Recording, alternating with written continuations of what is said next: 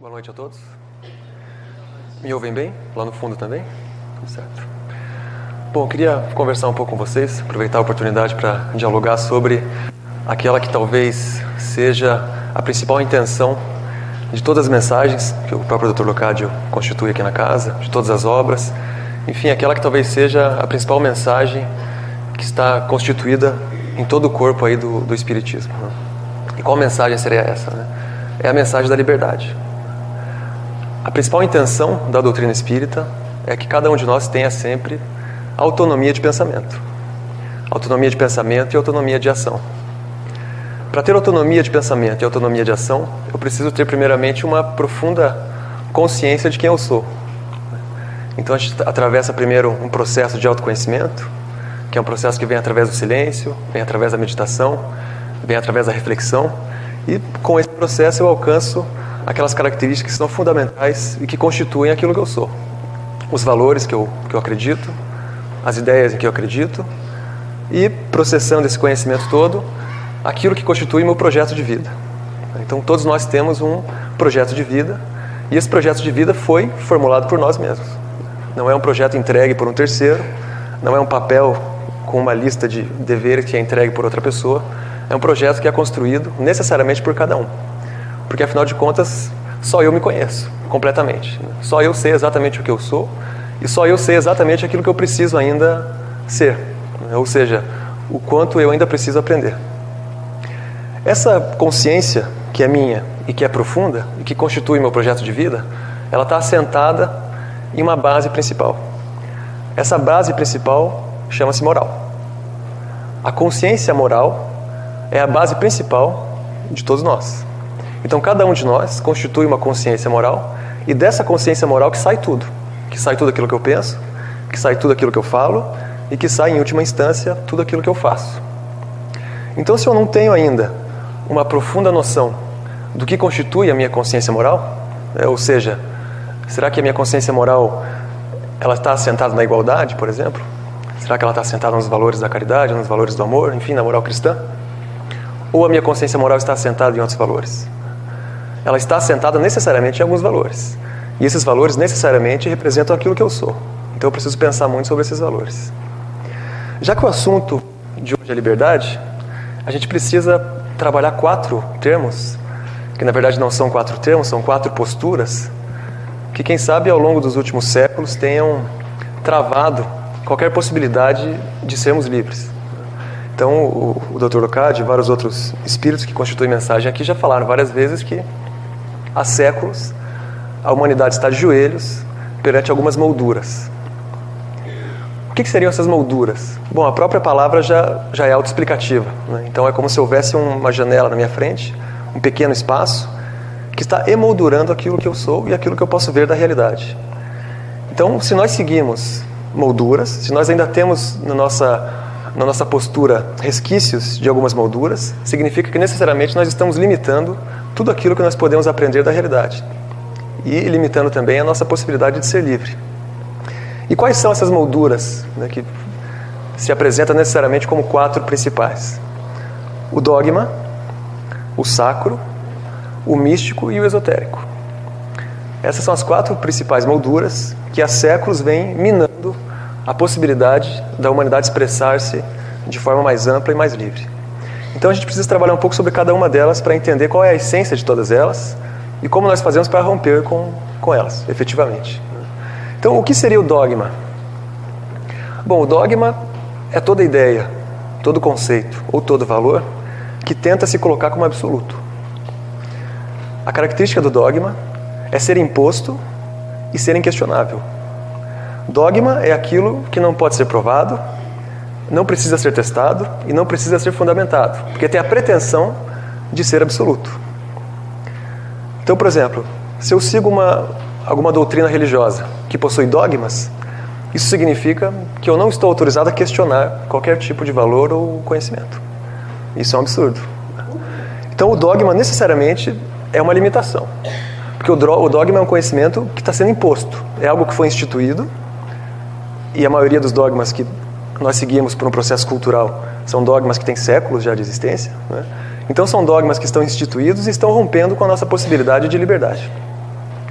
O problema é que, quando a gente pensa no dogma, no sacro, no místico e no esotérico, a gente tende a arrastar esses problemas para a religião. Então a gente pensa, não, são problemas religiosos, são problemas do sentido religioso, não tem nada a ver comigo. Esse é o engano.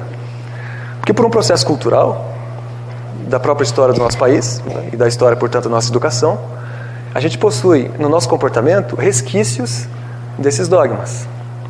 Então, por exemplo, o que é o preconceito? O preconceito, basicamente, é aceitar que eu tenho a posse da verdade, eu tenho a certeza, e quem não concorda com essa certeza está errado. Então, por exemplo, se eu tenho algum preconceito com relação à orientação sexual, por exemplo, isso significa que, na minha opinião, existe uma orientação sexual que é certa.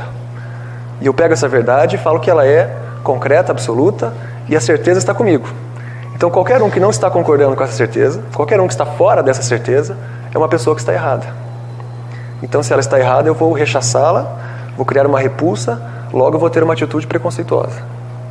Então, percebam que a postura do preconceito é uma postura que também vem como decorrência, também é consequência do dogma.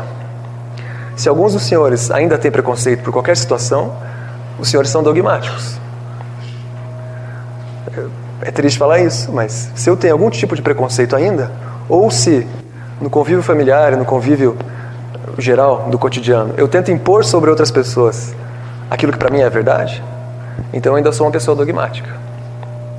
Se eu acredito que a certeza está comigo, e se eu grito com os outros porque eles não concordam, eu ainda sou uma pessoa dogmática. Então eu ainda sou uma pessoa que está presa a valores que têm séculos de existência e que há séculos estão prendendo a minha própria possibilidade de ser livre. Então, continuando a nossa trajetória, né, além do dogma, nós temos o sacro, ou o sacralismo. E o que seria o sacralismo? Né?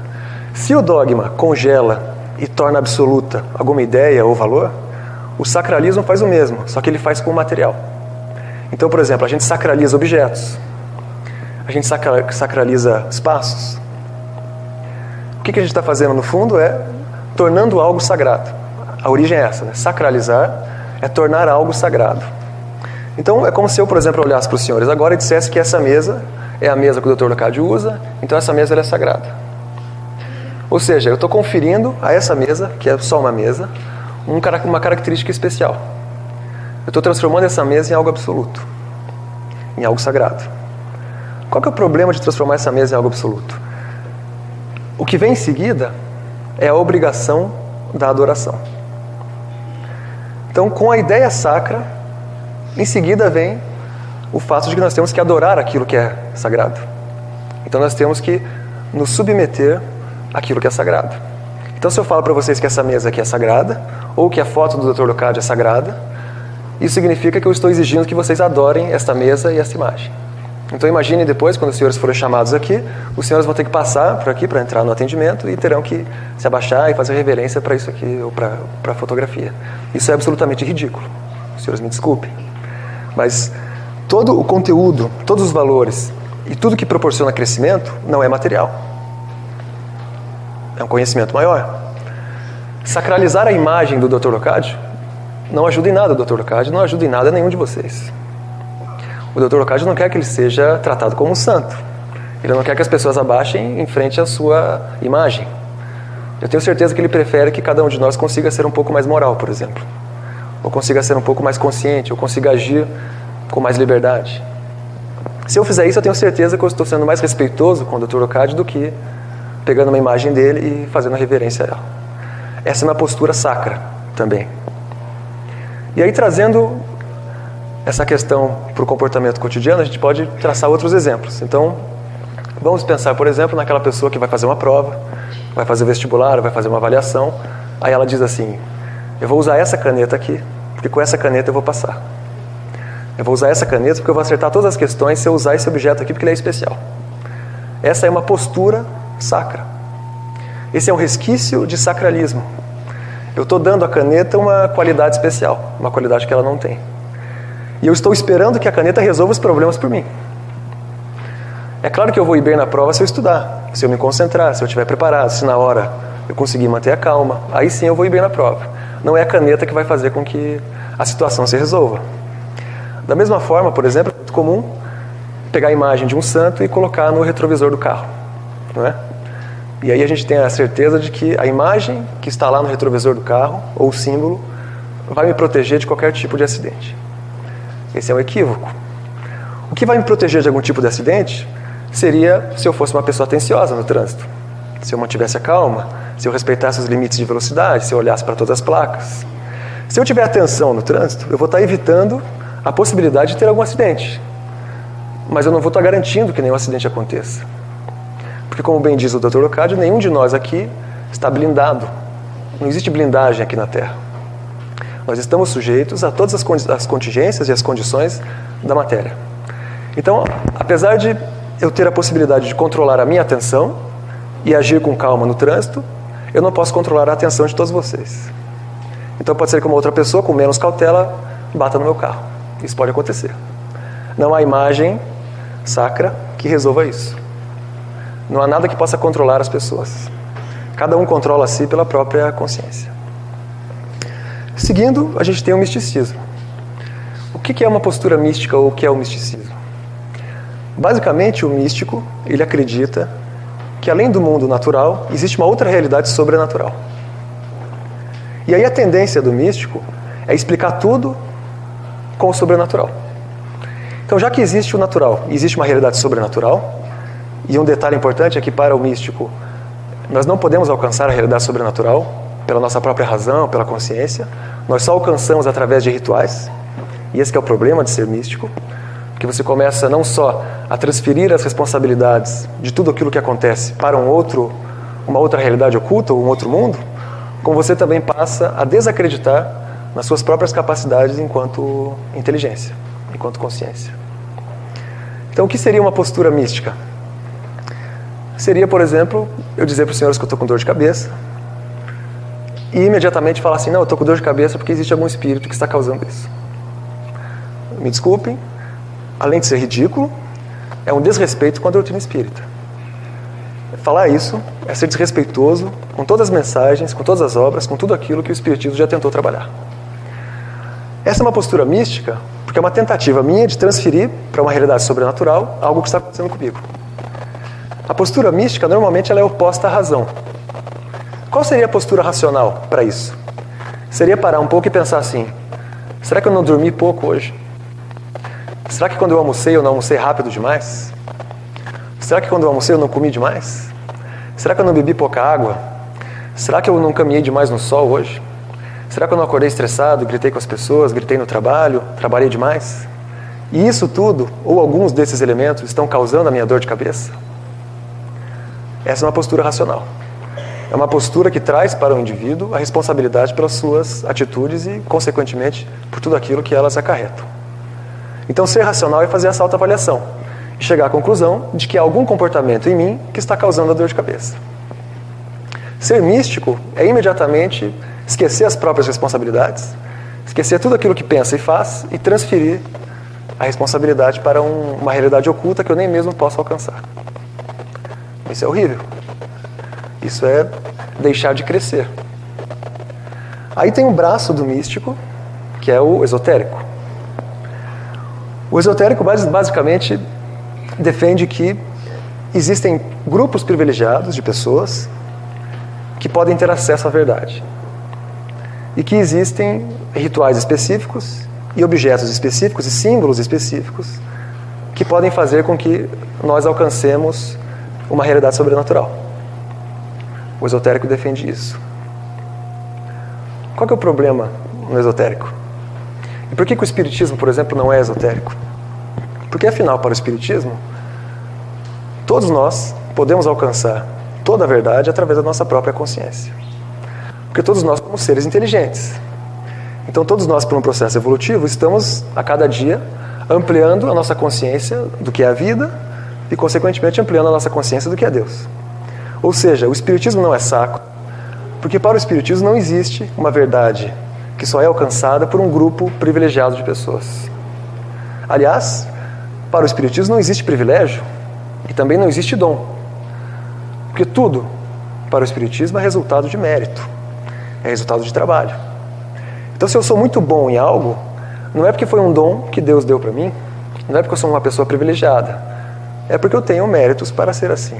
É porque eu trabalhei com com esses valores, é porque eu estou há muito tempo já vivendo esse tipo de experiência, logo eu me tornei muito bom nisso. Se não trabalhei nessa encarnação, eu já venho trabalhando em outras. Mas não há privilégio e não há dom, não há dádiva para o Espiritismo. Há mérito, há trabalho e há construção. O Espiritismo não é também místico, porque afinal, para nós, não existe uma realidade sobrenatural. Existe um processo natural, existe um mundo natural, e esse mundo inclui o polissistema cultural espiritual e o polissistema cultural material. A reencarnação é um processo natural, a mediunidade é um processo natural. Só existe o mundo natural. A questão é que, como o conhecimento está avançando, a nossa compreensão do que é natural também está avançando. Então nós temos uma tendência a classificar aquilo que nós não entendemos como sobrenatural. Se eu não entendo, não consigo explicar, é sobrenatural. Não. Por enquanto eu não entendo, por enquanto eu não consigo explicar. Quando eu conseguir explicar, vai fazer parte de tudo aquilo que nós consideramos como natural. Então, quem sabe algumas situações que hoje são incompreendidas, daqui a 10 anos a ciência já avançou, a filosofia já avançou, o pensamento e o conhecimento humano já avançou, então vai fazer parte daquilo que nós efetivamente conhecemos e acreditamos. Então vai ser natural. Então percebam, por exemplo, o que significa falar em alcançar a Deus. Para um místico, só é possível alcançar Deus através de rituais. Para o Espiritismo, que não é místico, eu posso alcançar Deus através, por exemplo, do silêncio. Então eu posso parar, eu posso fazer silêncio, eu posso me concentrar, e com o movimento da minha própria consciência, eu alcanço o Deus que é imanente. Porque o Espiritismo não trabalha com um Deus transcendente, trabalha com um Deus imanente, que é interior a tudo e a todos. Se ele é interior a tudo e a todos, tudo e todos podem alcançá-lo. Basta um movimento inteligente de consciência. Então o Espiritismo não trabalha com misticismo.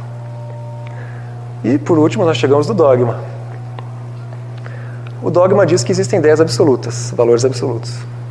Acontece que a ideia de absoluto é oposta àquela que é uma das ideias principais do Espiritismo, que é a evolução. Se eu acredito em evolução, eu não posso acreditar em dogma. Eu tenho que escolher. Porque afinal a evolução me diz que todos os seres estão evoluindo, que toda a humanidade está evoluindo, logo, que todo conhecimento está evoluindo. Se todo conhecimento está evoluindo, não existe o certo. Existe o novo. Aquilo que é certo hoje, não é certo amanhã. Eu estou conversando com os senhores nesse momento e quem sabe semana que vem esse conteúdo seja desatualizado. Quem sabe o que eu estou dizendo que é certo hoje, semana que vem já não seja mais. Porque o conhecimento evoluiu. Então, se o Espiritismo trabalha a evolução e trabalha a evolução do conhecimento como um todo, ele não é dogmático. Porque tudo pode e tudo deve ser questionado. Tudo deve ser questionado por cada um pela sua própria consciência e pela sua própria inteligência. Não à toa, existe uma frase da Marina Fidelis, que é um espírito que compõe mensagens aqui, e ela diz assim: tudo deve passar pelo crivo da consciência. O que ela está querendo dizer? Ela está querendo dizer assim: todos vocês precisam necessariamente processar o que vocês estão vivendo. Processar o conhecimento, processar o que vocês escutaram, o que vocês viram, processar toda a experiência através da sua própria inteligência. Não é um terceiro que vai fazer o processamento desse conhecimento, é você mesmo. Porque só você pode entender isso. Só você pode entender o que está acontecendo com você mesmo. Não é? Então a gente precisa chegar a uma conclusão que é o núcleo comum de todas as 4 molduras. Os senhores vão perceber que existe algo que é a base de todas as 4 molduras. Portanto, é a base desse processo de limitação. É o fato de que as 4 molduras tentam impor algo de fora para dentro. Percebam que todas elas trabalham uma tentativa de retirar do sujeito, retirar do ser, portanto, a sua capacidade de julgamento. E elas trazem um julgamento pronto, colocado de fora para dentro. Essa é a base das 4 molduras. Ela trabalha com o exterior. E do exterior tenta se impor para o interior. E o Espiritismo trabalha exatamente o oposto. Nós queremos que cada um, de dentro para fora, alcance melhor o significado da realidade. há uma mensagem que o Dr. Leocádio repete muito, que ele diz assim: o Espiritismo educa para a liberdade. O Espiritismo educa para a liberdade, dando os estímulos necessários para que cada um seja aquilo que é. Então percebam que é o processo oposto das molduras. Nós não queremos impor nada de fora para dentro.